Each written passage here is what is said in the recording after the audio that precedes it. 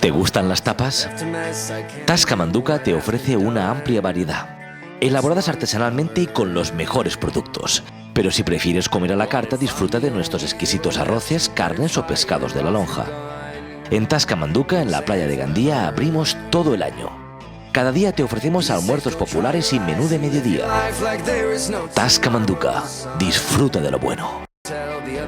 Tenéis por aquí bueno, estáis con los portuarios, con la Gandía. Ah, sí. Bueno, cuéntame, a ver, ¿a quién tienes ahí? Pues mi hijo es el número 6 y se llama Dani. Y un saludo a todos. Bueno, cuéntame cómo vives los partidos, cómo vives. Pues muy emocionada y la verdad que yo creo que sufrimos más que ellos. Pero bueno, nos gusta venir a verlo y mucho más ahora que tienen muchos amigos que se enfrentan al Base, que anteriormente tenían el equipo, todo el equipo casi se nos fue y mira, la verdad que emocionante. ¿Crees que pueden remontar la segunda parte? Yo creo que sí, siempre confiamos en ellos. Yo creo que sí, claro que van a poder.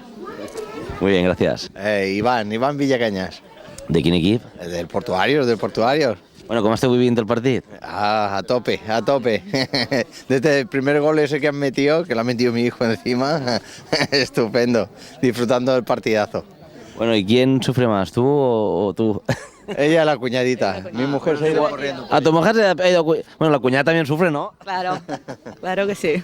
¿Qué vienes a dar fuerza? Sí, animarles un poquito. Estamos aquí para animarlos, para pasarlos bien también, pero ellos como son pequeñitos, muchas veces eso pasa mal, pero ellos tienen que saber que es una escuela de fútbol y hay que aprender. Es una competencia que no ganan ni un balón de oro. Ojalá, así entraría yo a jugar también. Sí. Fíjate, las canas es de sufrimiento. Sí, ¿no? Sí.